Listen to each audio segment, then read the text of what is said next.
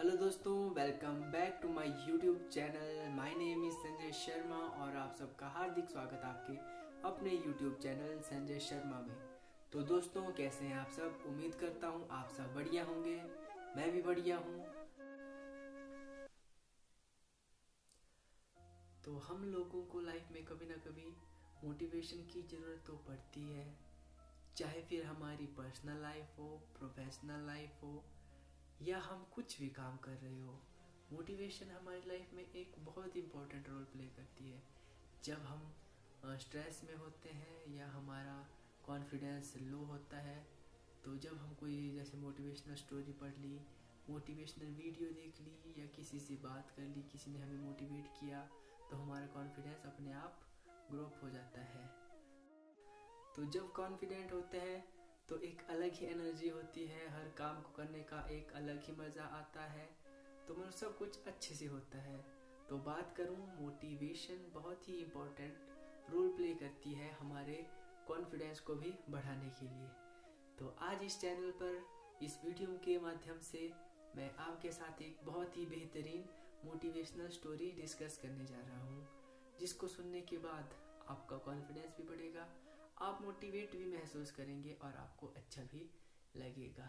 तो स्टार्ट करते हैं वीडियो को स्टार्ट करने से पहले अगर आप मेरे चैनल पर नए हैं तो प्लीज़ चैनल को सब्सक्राइब कीजिए, बेल आइकन को ज़रूर से प्रेस कीजिएगा ताकि मेरे आने वाले वीडियो के नोटिफिकेशन आपको मिल सके।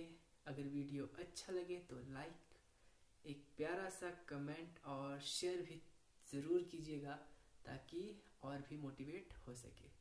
तो चलिए स्टार्ट करते हैं आज का वीडियो।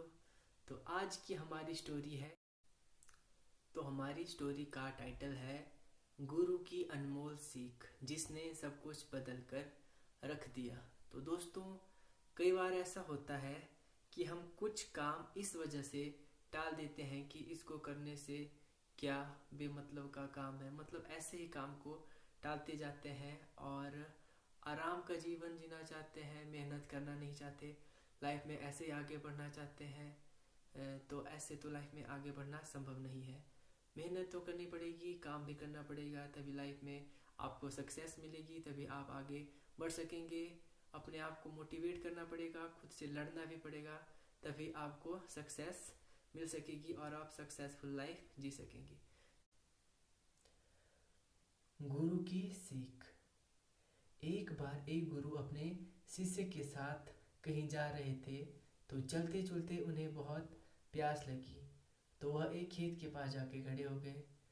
तो खेत पूरी तरह से बंजर था, खेत पे किसी भी प्रकार की कोई फसल या कोई भी फल वगैरह नहीं लगे थे। खेत के सामने उन्हें एक घर दिखा, तो दोनों गुरु और शिष्य घर की तरफ चले गए। गुरु ने दरवाज़ा खटखटाया, तो घर के अंदर से एक आदमी अपनी पत्नी और 2 बच्चों के साथ बाहर निकला। तो गुरु ने उससे कहा कि भाई, मुझे बहुत ज़ोरों की प्यास लगी है, क्या हमें पानी पीने के लिए मिलेगा? तो आदमी अंदर चला गया और अंदर से वह पानी पीने के लिए ले आया। तो गुरु और शिष्य ने अपनी प्यास बुझाई और थोड़ी देर विश्राम किया। विश्राम करने के बाद गुरु ने उस व्यक्ति से पूछा कि जब हम आ रहे थे तो हमने एक बहुत बड़ा खेत देखा, तो वो पूरी तरह बंजर था, मुझे लगता है कि वह खेत तुम्हारा है। उस व्यक्ति ने कहा, जी गुरुजी, आपको ठीक लगा, वह खेत मेरा ही है।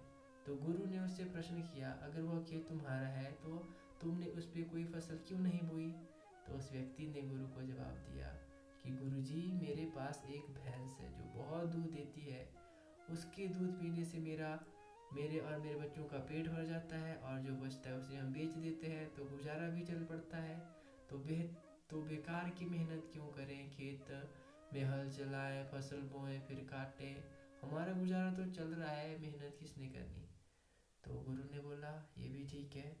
तो गुरु ने उससे कहा कि अभी हमें बहुत दूर जाना है, तो अंधेरा भी होने वाला था, तो क्या आज रात हम यहाँ पे रुक सकते हैं?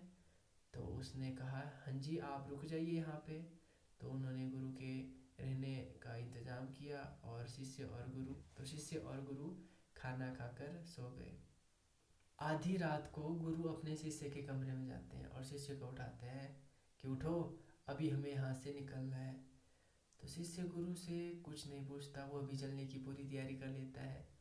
तो जाने से पहले गुरु अपने शिष्य को कहते हैं कि हमें जाने से पहले इसकी जो भैंस है ना, जो बहुत दूध देती है, इसका पेट भरती है, इसका गुजारा भी होता है, हम उसको बड़ी सी चट्टान के नीचे गिरा देंगे और उसे मार देंगे। तो शिष्य गुरु की बात सुनकर एकदम हक्का बक्का रह गया कि गुरु जी ये आप क्या कह रहे हैं।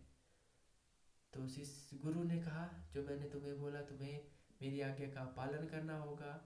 तो शिष्य गुरु की बात को नहीं टाल सकता था, लेकिन वह मन में बहुत सोचने लगा कि ये गुरु कैसा है, ये बेचारा इतनी मेहनत करके एक भैंस को पाल रहा है, उसके दूध से इसका गुजारा होता है, अगर इसी को मार देंगे तो फिर ये बेचारा क्या करेगा। वह मन ही मन में गुरु को कोसने लगा, लेकिन वह गुरु की बात को टाल भी नहीं सकता था। तो गुरु और शिष्य ने क्या किया, उसकी भैंस को खोला और बड़ी सी चट्टान के नीचे गिरा दिया और मार दिया और वहाँ से चले गए। तो शिष्य के मन में यह बात काफ़ी दिनों तक चुभती रही। तो इसी साथ 10 साल बीत गए। तो और दूसरी तरफ शिष्य की शिक्षा भी पूरी हो चुकी थी। तो उसके मन में जो एक पश्चाताप था ना कि मैंने एक भैंस की हत्या की है, किसी गरीब के पेट पर लात मारी है, तो मतलब उसके मन में वह बात अभी तक थी। 10 साल हो चुके थे, उसकी शिक्षा भी पूरी हो चुकी थी, लेकिन वो इस बात को नहीं भुला पाया था।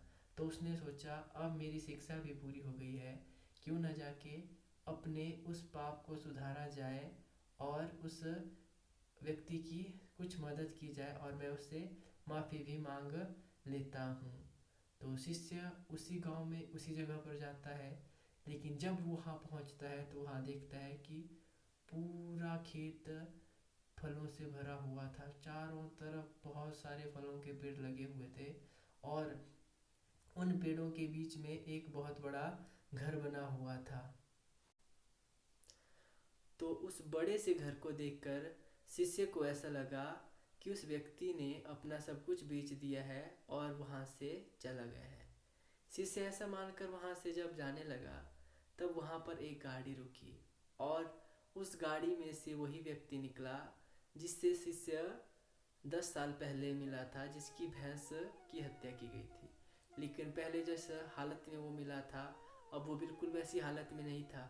जब पहले शिष्य और गुरु उसके साथ मिले थे तो उसके बच्चों के कपड़े फटे हुए थे, फटी हुई चप्पल धोती पहनी थी।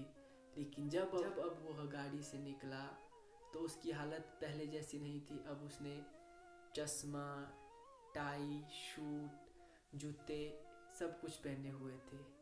उसको देखकर शिष्य एकदम हक्का बक्का रह गया और उसके पास गया और बोला, श्रीमान जी, आपने लगता मुझे नहीं पहचाना, लेकिन मैं अपने गुरु के साथ आपके यहाँ 10 साल पहले आया था।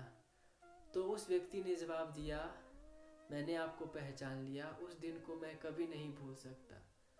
तो शिष्य ने उससे प्रश्न किया कि आपकी हालत तो बहुत गरीब थी, आप तो बहुत गरीब थे, आप इतने अमीर कैसे हो गए। तो उस व्यक्ति ने जवाब दिया कि आप दोनों तो रात को बिना बताए चले गए, लेकिन आपके जाने के बाद किसी ने हमारी भैंस को बड़ी सी चट्टान से धक्का दे दिया और उसे मार दिया। भैंस के मरने के बाद हमारे पास पेट भरने के लिए दूध भी नहीं बचा, तो जो अनाज बचा था वह भी खत्म होने लगा। अब बच्चों का पेट और खुद का पेट भरने के लिए कुछ तो करना पड़ना था। तो फिर मैंने लकड़ी काटना शुरू की। तो लकड़ी काटने से थोड़े बहुत पैसे मिले, तो उन पैसों से मैंने बीज लिया और खेतों में उसकी बुआई कर दी। तो उसकी बुआई करने के बाद जब फसल कटी तो मुझे और पैसे मिले, तो उन पैसों से मैंने आसपास की जितनी भी ज़मीन थी वो सारी खरीद ली। और इस तरीके से मैं आगे बढ़ता गया और मैंने यहाँ पर पूरा फलों का बगीचा लगा दिया। आज आसपास के इलाकों में मुझसे बड़ा फलों का कोई भी व्यापारी नहीं है। अगर मैं आपको सच्ची बात बताऊं, अगर उस दिन मेरी भैंस न मरती तो आज मैं इतना अमीर नहीं होता। तो दोस्तों, ये थी हमारी कहानी गुरु की सीख। उम्मीद करता हूँ आपको यह कहानी अच्छी लगी होगी। तो बात करें इस कहानी की शिक्षा की, तो इस कहानी से अब साफ पता चलता है कि अगर आपके जीवन में कोई परेशानी आई है तो अपने साथ बहुत बड़ा मौका भी लेकर आई है। अगर आपके जीवन में अभी कोई परेशानी है तो यकीन मानिए अपने साथ मौका ज़रूर लेकर आई होगी। तो आपको सिर्फ यही करना है कि खुद पर विश्वास रखना है और उस मौके को खोजने की तलाश करनी है। अगर आपने बुरे समय में भी हिम्मत रखी और खुद को मोटिवेट करके आगे बढ़ाया तो आपका आने वाला समय आपके सफल लाइफ का एक पहला कदम होगा और आप लाइफ में आगे बढ़ते जाएंगे। तो खुश रहिए, मुस्कुराते रहिए, हंसते रहिए, मोटिवेट रहिए, मेहनत करिए, माता पिता को खुश रखिए और अपनी लाइफ में आगे बढ़िए। तो अगर आपको मेरी आज की कहानी अच्छी लगी तो जैसा मैंने वीडियो की स्टार्टिंग में कहा था, वीडियो को एक लाइक, कमेंट, चैनल को सब्सक्राइब जरूर कर दीजिएगा। अगर आप चाहते हैं कि मैं इस चैनल पर आपके लिए ऐसी ही मोटिवेशन वीडियो लेकर आऊँ तो प्लीज़ प्लीज़ प्लीज़ चैनल को ज़रूर से सब्सक्राइब कीजिएगा। तब तक के लिए take care and bye bye. आपका समय शुभ हो। जय श्री राम।